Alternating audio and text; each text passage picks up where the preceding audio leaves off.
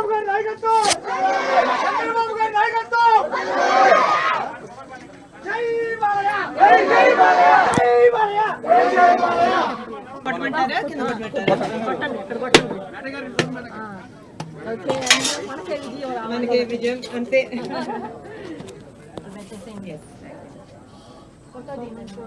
ఏంట్రా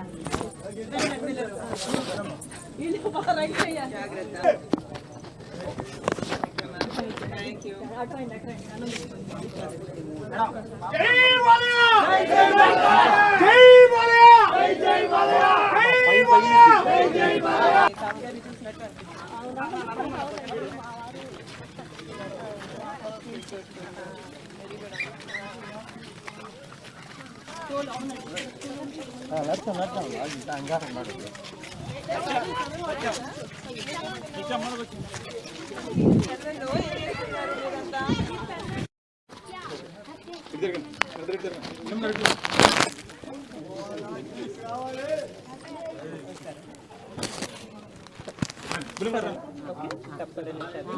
లోకేష్ గారు thank you Sushmita జాగ్రత్త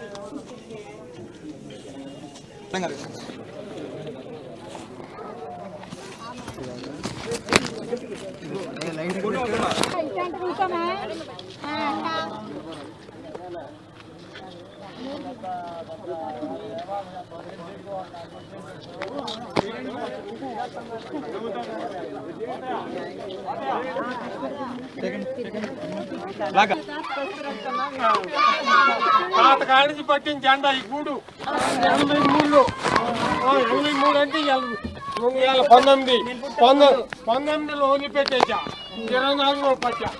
అది గుర్తు పెట్టుకోండి మీరు. ఎలమందరావు అదిగో ఈ గుడి మాది. ఈ గుడి గెలిపించిన అడుగు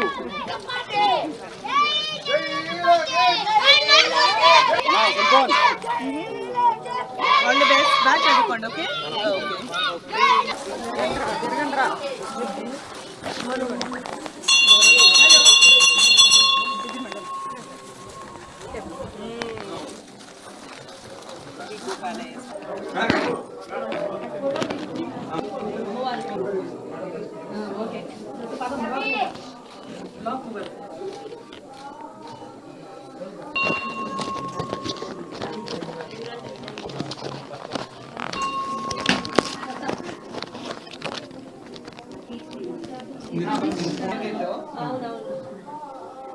మేలే జరగాలి అందరికి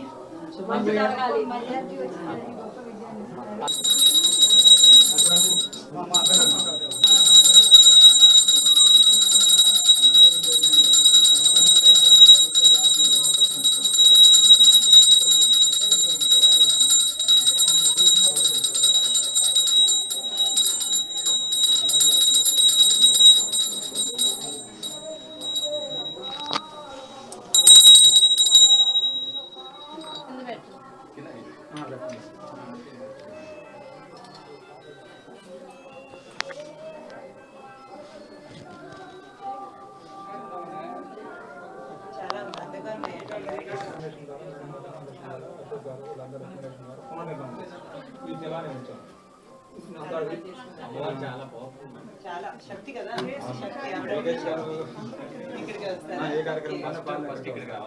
ఇక్కడికి వచ్చిన కొబ్బరికాయ కొట్టుకుని బయటకు మేము కూడా కొంచెం నార్మల్ అదే చేసుకుంటాము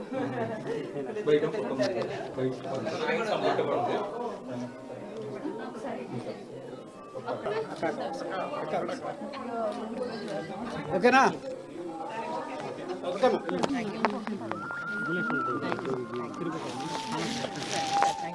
ఇప్పుడు లేడీస్ అంటే రండి ఫోటో తీసుకున్నాము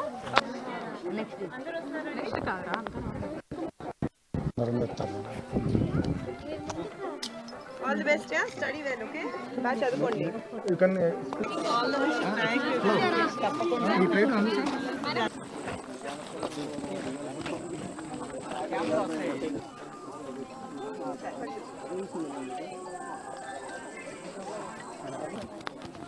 Okay, thank you. Thank you. Thank you.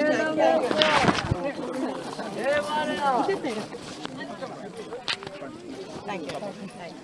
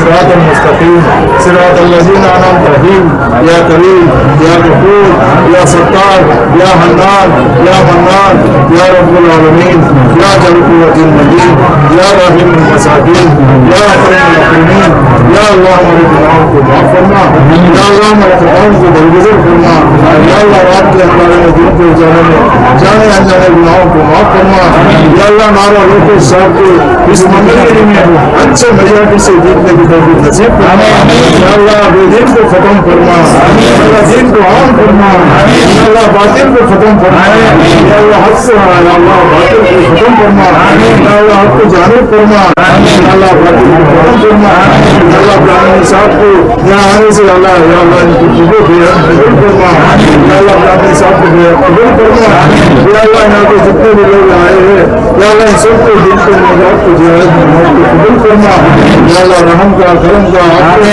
दरवाजे को मांगना फरमा, अल्लाह जो मांगे वो भी अता फरमा, या अल्लाह जो मांगने से रह गया वो भी अता फरमा, या अल्लाह इस दुआ को अपने फजल और करम से अकरम सल्लल्लाहु अलैहि वसल्लम के सदक़े ज़िक्र में तुम लोग मंजूर फरमा, मुहम्मद सल्लल्लाहु अलैहि वसल्लम सुभान रब्बिक रब्बिल इज्जति अम्मा यसिफून व सलामुन अलल मुरसलीन अल्हम्दुलिल्लाहि रब्बिल आलमीन।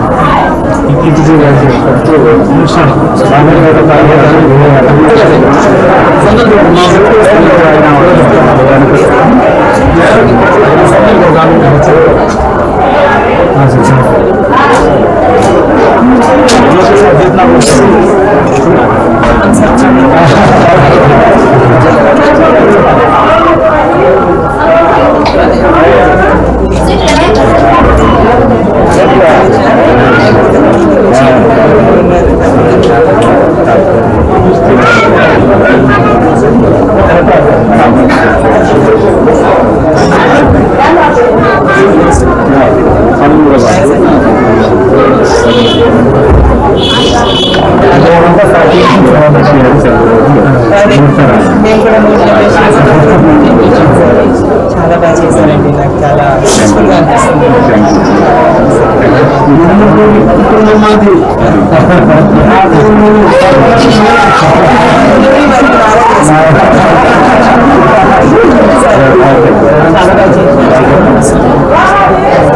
फोटो फोटो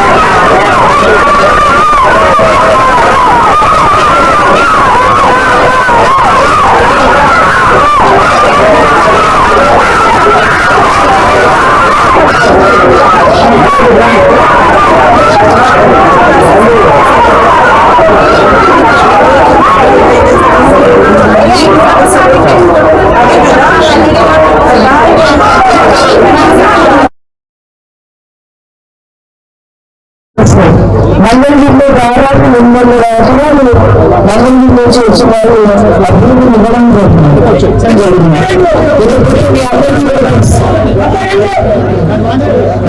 నిదానంగా మాట్లాడతారా? నిదానంగా ఇన్స్ట్రక్షన్స్ ఇచ్చుకుంటారా? లేకపోతే నా స్పీచ్ ఆపనా? తాగుబోతు కూడా తాగట్టు పెట్టేసిన ఘనత జగన్మోహన్ రెడ్డికి పెట్టింది.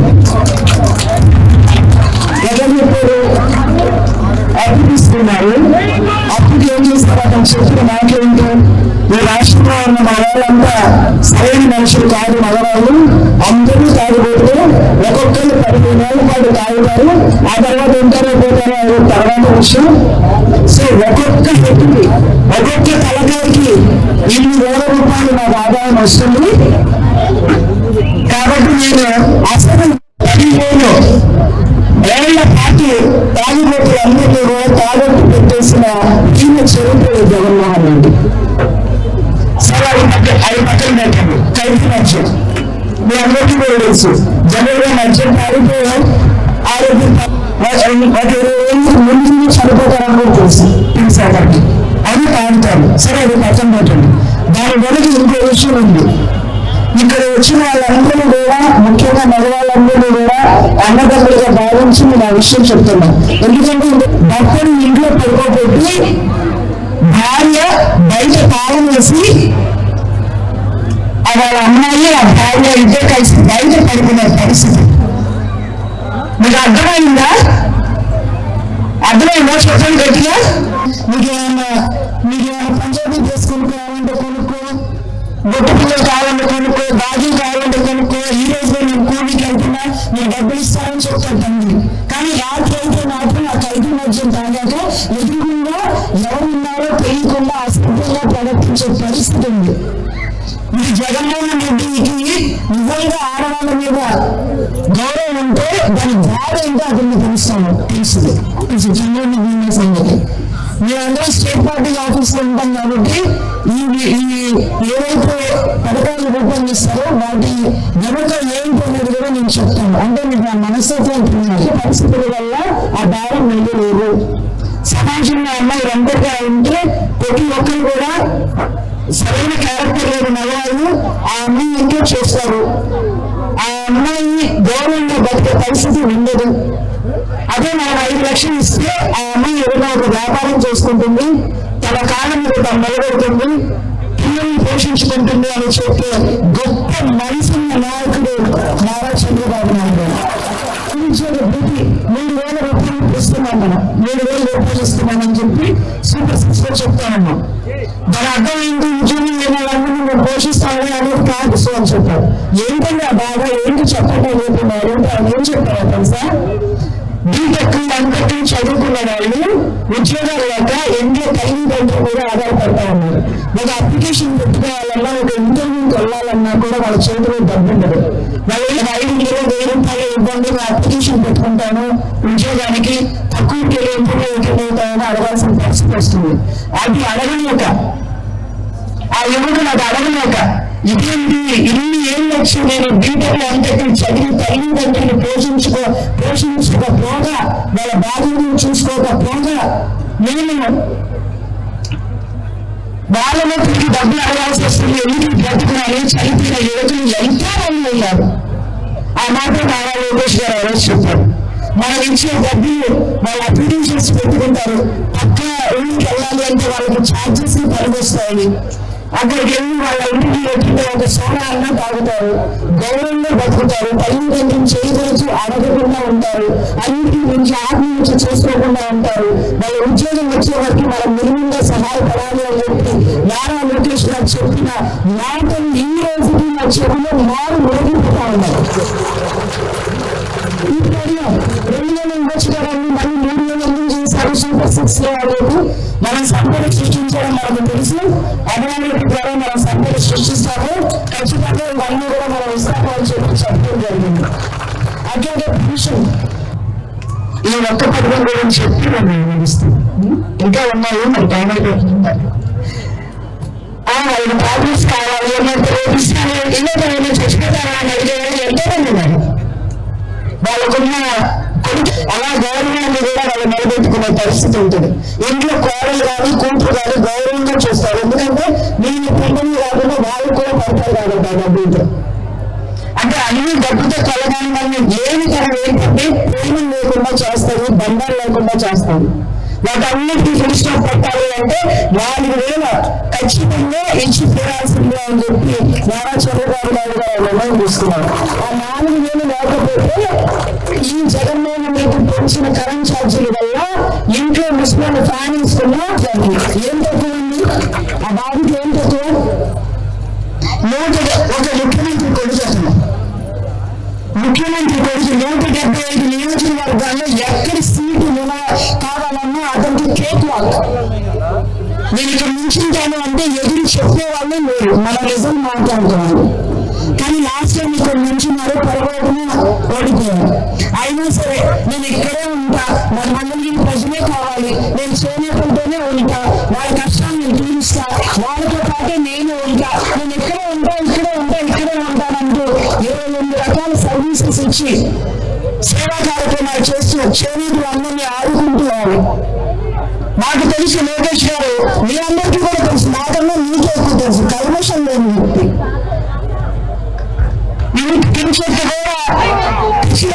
కూడా రాజకీయం చేయటంలోనే అసలు ఆ బాబు చేయటం జరిగింది. అంతేగాని మన తరం మీద మన మీద సంపాదించుకోవడానికి రాలేదని విషయం అందరూ కూడా గుర్తుపెట్టారు.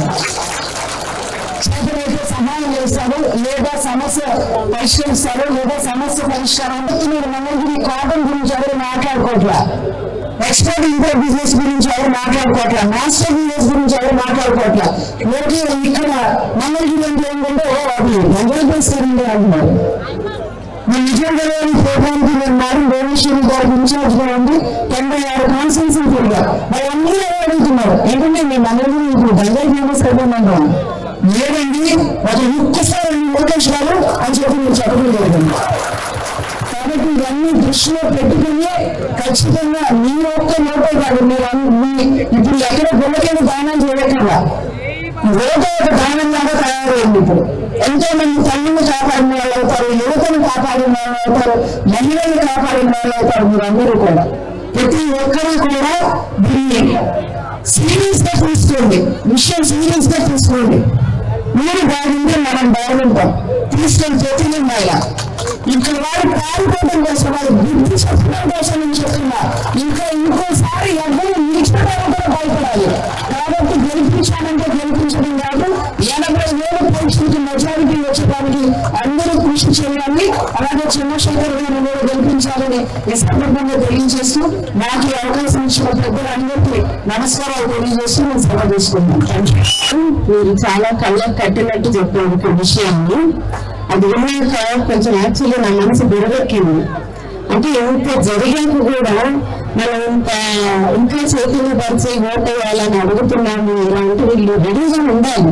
ఓటు మీద ఎప్పుడు వేసుకుందా, ఎప్పుడు వెళ్ళి ఎప్పుడు విడివిడి వేసుకున్నామో రెడీగా ఉండాలి. గట్టిగా పెట్టండి, ఓట్లు పడే సమయం లేదు. సో ఇప్పుడు మేము వాళ్ళ చేనేత వస్త్రాల గురించి తెలుసుకోవడానికి వాళ్ళకి వస్తున్నామని తెలిసి నా పాటికి వెళ్ళి ఉదయం వెళ్ళాం. అసలు చేనేత కార్మికులు నేసే దాని గురించి వాళ్ళకి ఏ ఇబ్బందులు ఉన్నాయో తెలుసుకోవడానికి వెళ్ళినప్పుడు మనం ఎంతో జానకి గారు ఇక్కడ స్టేజ్ మీద ఉన్నారు, ఆవిడ తీసుకెళ్లారు.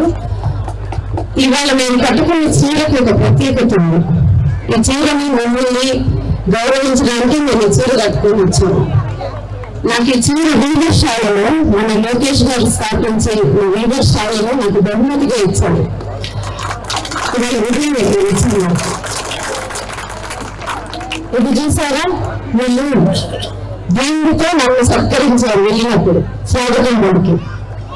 సో ఈ ఊరు నుంచి ఈ చీర తయారు చేయడానికి ఎంతో మంది మధ్యలో కష్టపడుతున్నారు. ఆ కష్టాన్ని వాళ్ళు కళ్ళారా చూస్తారు. అంటే చాలా వరకు మనం ఏం చేస్తారంటే మామూలుగా పట్టణంలో ఉన్న వాళ్ళకి అందరికీ మగ్గం వృత్తి అంతవరకు తెలుస్తుంది. మగ్గం మీద వేస్తారు చీరకి చాలా విలువలు. కానీ ఆ మగ్గం వరకు వచ్చే ముందు ఇంకా చాలా మంది కష్టపడుతున్నారు దీని ముందు. అంటే దీని ప్రాసెస్ లో ఆ కాటన్ అంటే పత్తి నుంచి వచ్చేదాన్ని ఇలా లూజ్గా తయారు చేయడం, ఆ వచ్చేదాన్ని బ్లీచ్ పెట్టి కలర్స్ వేయాలంటే వాళ్ళు ఆ బ్లీచ్ నీళ్ళల్లో నుంచొని కంటిన్యూస్ గా ఆ కాటన్ మంచిగా చేసుకోవాలి. అప్పుడు దానికి రంగు పడుతుంది. ఆ తర్వాత రంగు వేసేవాళ్ళు విపరీతమైన వేడి, యాసిడ్ అలాంటి పనుల మధ్య వాటికి రంగు చీరకి రంగు వచ్చేటట్టు చేస్తున్నారు. ఆ తర్వాత మళ్ళీ ఆ దారాన్ని స్మూత్ గా అవడానికి మరో ఆశ. దాని మీద ఆడవాళ్ళు ముఖ్యంగా ఆడవాళ్ళు చేస్తున్న పని ఎంతో బరువుగా ఉంది. ఆ మిషన్ ఆ తిప్పడానికి చూసాము. అలాంటి దాని మీద 2 గంటలు ఉంటే గానీ వాళ్ళకి ఆ రోజుకి ఒక ఇది తయారవుతుంది. సో అది తయారు చేస్తున్నారు. ఏంటి వాళ్ళు వేరే పనుల మధ్య. అక్కడి నుంచి మళ్ళా పొడవు దానికి అంటే ఒక నేయడానికి ఈ చీర పొడవు ఉంటుంది కదండి. ఆ పొడవుని వాళ్ళ దాన్ని తయారు చేయాలి. మధ్యలో దానికి గంజి, దానికి దువ్వటం, ఇంత ప్రాసెస్ చేశాక మనం ఇంత హాయిగా చీర కట్టుకోగలుగుతున్నాం. సో ఈ చీరకి ఈ చీర వేసిన వాళ్ళందరికీ శతకోటి వందనాలు. రాబోయే ప్రభుత్వాలు ఎవరైనా దీన్ని మంచిగా చూసుకొని దాన్ని కాపాడుకోవాలి. ఆ వృత్తి విద్యలు ఉన్న వాళ్ళని నిలబెట్టుకోవాలి. సో ఈ చేసిన మిగతా వాళ్ళని కూడా వాళ్ళకి ఆసరా కావాలి. సో వాళ్ళు నేను వెళ్ళినప్పుడు అడుగుతున్నారు. అంటే నేను వాళ్ళతో మాట్లాడుతూ ఉన్నాను ఇబ్బందుల గురించి. హెల్త్ ఇష్యూస్ నేను డాక్టర్ని కాబట్టి ఫస్ట్ అదే మీకు ఆరోగ్యంగా ఎలా ఉంటున్నాను, బ్రీచ్ లో యాసిడ్ పక్కన ఉంటే. సో వాళ్ళు చాలా తొందరగా ఏజ్ వచ్చేస్తుంది వాళ్ళకి. ఈ పనులు చిన్నప్పటి నుంచి చేయడం వల్ల చాలా త్వరగా వాళ్ళకి ఏజ్ వస్తుంది. అందుకే మనం మేనిఫెస్టోలో చూస్తాం 40 ఏళ్ళకి పెన్షన్, 50 ఏళ్ళకి పెన్షన్ అని. అది కారణం. సో మనం అది తెలుసుకోవాలి ఎందుకు పెడుతున్నారు నాయకులు అనేది. సో 50 ఏళ్ళకి కొన్ని వృత్తులు చేసుకునే వాళ్ళకి అంతకన్నా చేయలేరు. సో వాళ్ళకి ఆ పెన్షన్ అవసరం ఉంటుంది. ఒక ఆసరా ప్లస్ ఈ రంగు వేసే వాళ్ళంటే వీళ్ళకి ఎంతో సంపాదిస్తారు అనుకుంటున్నారు. వాళ్ళ రోజు కూలి 500 రూపాయలు. ఆ 500 కూడా ఎండలు ఉన్న రోజు. వాళ్ళకేమి వర్షాలు పడినా చలికాలం ఉన్నా వీళ్ళు 3 రోజులు పడుతుంది ఆడటానికి. సో ఆరి వాళ్ళు మళ్ళా చేస్తేనే వాళ్ళకి 500 వస్తాయి. సో దీన్ని బట్టి మీరు అర్థం చేసుకోవచ్చు వాళ్ళ చేతికి ఎంత డబ్బు వస్తుంది అని. అలాంటి వారికి ఉన్నారు. అంటే ఒక నాయకుడు యజమాని లక్ష్యం ఏంటో తెలుసా? పదవి ఉన్నా లేకపోయినా ఒకే విధంగా ప్రజల కోసం పనిచేయడం. అది లోకేష్ గారు చేసి నిరూపించారు. అది నిజమైన నాయకుడి లక్ష్యం. అంటే ఇక్కడ మన అమరావతి రాజధాని కాబట్టి ఇలాంటి నాయకులు ఉండి ఇలాంటి చేయాలని మనస్తత్వం ఉన్నప్పుడు ప్రజలకే చాలా శుభసూచకం. ఇప్పుడు మాలాగా ఫౌండేషన్ బట్టి చేసే వాళ్ళు కూడా చాలా మంది వస్తారు. ఇప్పుడు ఎందుకు రావట్లేదు? ఇలాంటి భయంకరమైన ప్రభుత్వం ఉంది కాబట్టి. నేను నాకు అన్ని తెలుస్తుంది. రాజస్థాన్ ఇసుక మాఫియా, ఇవన్నీ గ్రావెల్ మాఫియా, అమరావతి నేను ఎన్ని ప్రత్యక్షంగా చూసా. నేను సామాన్యంగా ఎవరో అన్నీ ఉంటే నమ్మాను. నేను వెళ్ళి చూసా అమరావతి కట్టడానికి ఎక్కువ ఇసుక మాఫియా అన్ని. ఇప్పుడు అన్నదాత గారు చెప్పింది వింటే అయితే ఇది మాటలే లేవు. ఇప్పుడున్న దుస్థితికి మనకి ఎంతో మంది సహాయం కావాలి.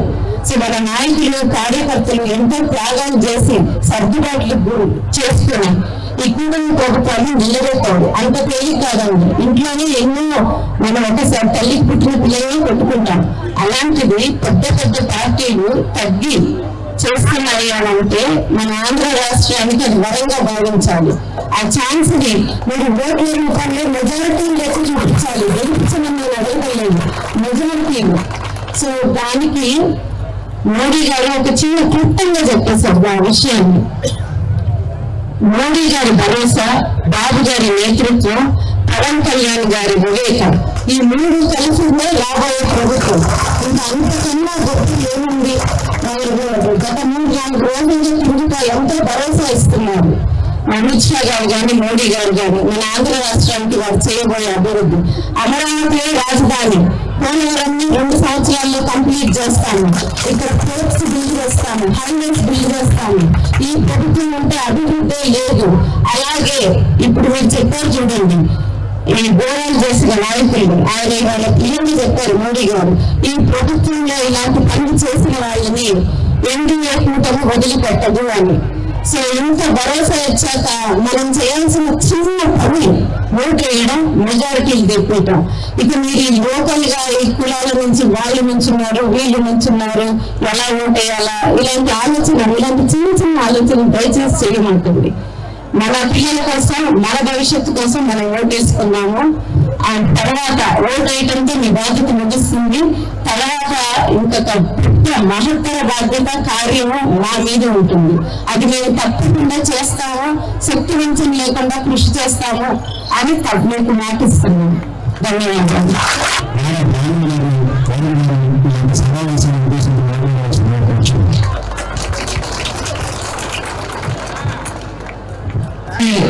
అలంకరించిన పెద్దలందరికీ, అన్నసాని శ్రీ రత్న గారికి, మన మంగళగిరి ఆడబిడ్డ అనురాధ గారికి, మరియు ఇక్కడున్న మన మాస్టర్ బిల్డర్స్ అందరికీ, ఎంతో కష్టపడే వాళ్ళకి నా ధన్యవాదములు. ముఖ్యంగా ఇక్కడికి వచ్చిన మా మంగళగిరి కుటుంబ సభ్యులందరికీ నా ధన్యవాదాలు. ఇక్కడికి రావడంలో చాలా ఆనందంగా ఉంది, నాకు చాలా గౌరవంగా ఉంది. ఎందుకంటే ముఖేష్ గారికి నాకు ఇక్కడ తయారు చేసిన అందమైన చీరలు కానివ్వండి, వస్త్రాలు కానివ్వండి, లేకపోతే ఇక్కడ శోభకార్యం చేసే అందమైన ఆభరణాలు కానివ్వండి, చాలా ఇష్టం. ఎంత ఇష్టం అంటే ఇప్పుడు ఎవరైనా కలిసినా కూడా ముఖేష్ గారు, లేకపోతే నేను మన మంగళగిరి వస్త్రాలు కానుకగా ఇస్తున్నారు. మీరు చూసే ఉంటారు, మన మోదీ గారు రాజమండ్రికి వచ్చినప్పుడు కూడా నారా లోకేష్ గారు ఆయన్ని మన పసుపు మంగళగిరి షాన్ గారితో ఇక్కడికి వెల్కమ్ చేయడం జరిగింది. నాకు నిజంగా ఎంతో గర్వంగా అనిపిస్తుంది. శ్రీ రత్న గారు కూడా చెప్పారు, ఇక్కడున్న చేనేత కార్మికులు ఎంత కష్టపడతారు, ఒక్క చీరని లేకపోతే ఒక్క వస్త్రాన్ని బయటికి తీసుకురావడానికి ఎంత పనిని చేస్తారు.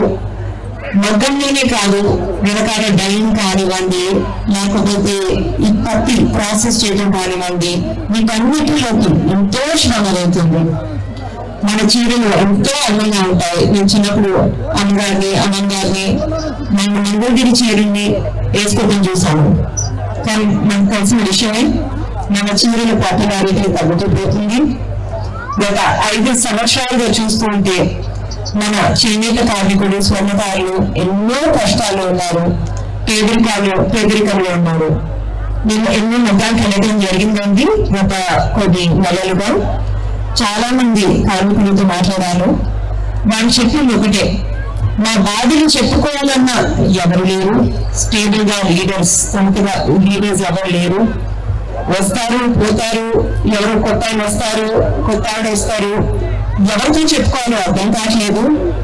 కానీ ఒక్కటి తప్పకుండా కరెక్ట్, గత 5 సంవత్సరాలుగా నారా లోకేష్ గారు ఎప్పుడూ నాకు అందుబాటులో ఉన్నారు.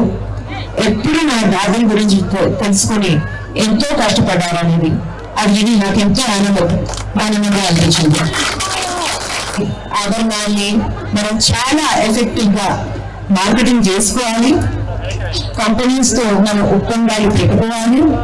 అదే కాకుండా మన చేసే ఈ ఐటమ్స్ కి అంతర్జాతీయ స్థాయిలో మన గుర్తుకు తీసుకురావాలన్నది.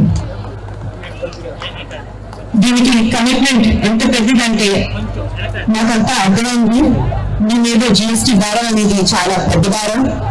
ఆ జిఎస్టీ భారం అనేది లేకుండేలాగా చేసే కమిట్మెంట్ లోకేష్ గారిది. అదేవిధంగా మనకి ఆ భద్రత సెక్యూరిటీ అనేది ఉండడానికి ఇన్సూరెన్స్ కూడా ఇవ్వడం జరుగుతుంది. అదే కాకుండా ఇంతకు ముందు మన గవర్నమెంట్ లో ఎవరికి పథకాలు ఉండేవో వాటన్నిటినీ మళ్ళీ తిరిగి తీసుకొస్తాము. ఇవన్నీ కాకుండా మన మంగళగిరిని మనం ఒక బోర్డు అంటే రోజుల్లో చేసినట్టు ఒక స్వర్ణకారుల హాబీగా తీర్చిదిద్దారు. ఇది చేయాలంటే మన ఆందోళనలో కూడా ఎఫెక్టివ్ మార్కెటింగ్ చేసుకోవాలి. అదే కాకుండా అంతర్జాతీయ స్థాయిలో గుర్తుకు వచ్చేలాగా చూసుకోవాలి. అదే కాకుండా బాధపరమైన విషయం ఏంటంటే చాలా మంది స్వర్ణకారులు చెప్పారండి నాకు ఒక కొన్ని రోజులుగా ఆయన మీద ఎన్నో దౌర్జన్యాలు జరుగుతున్నాయి, పోలీసులు కూడా ఇది చేస్తున్నారని. ఇవన్నీ ఇంటికి తీసుకొచ్చేదానికి నారా లోకేష్ గారి భరోసా నేను మీకు ఇస్తున్నాను.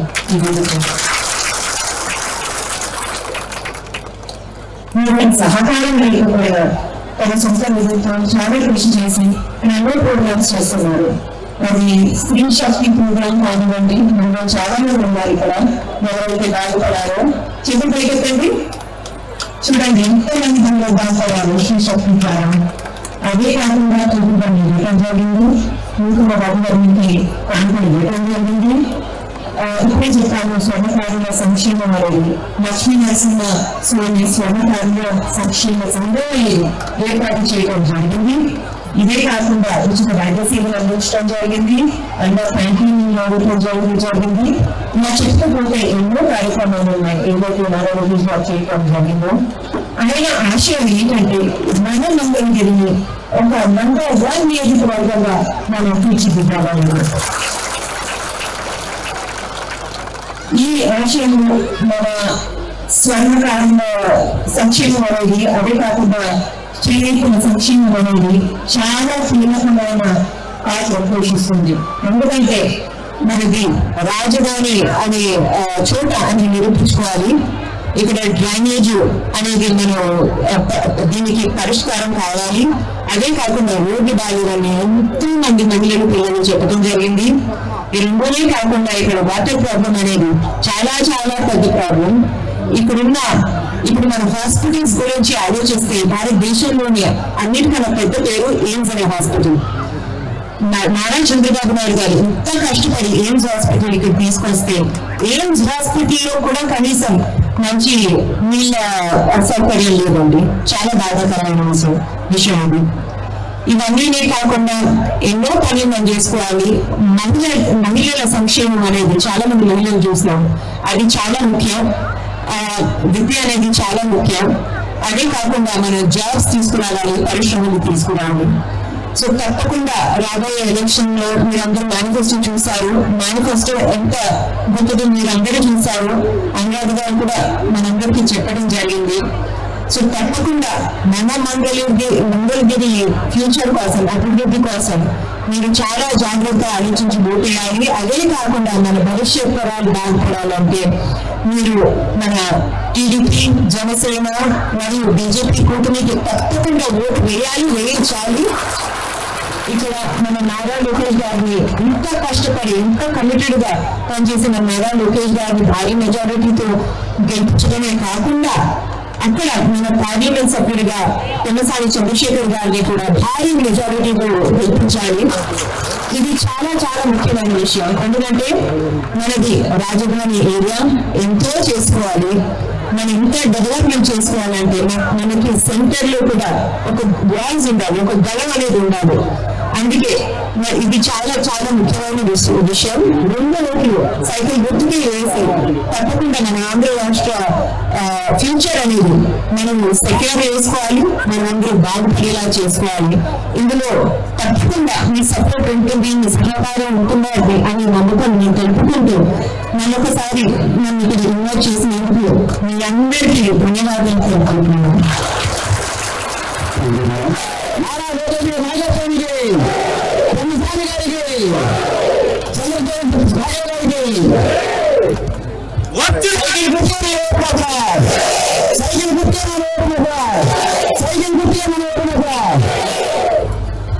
సైకిల్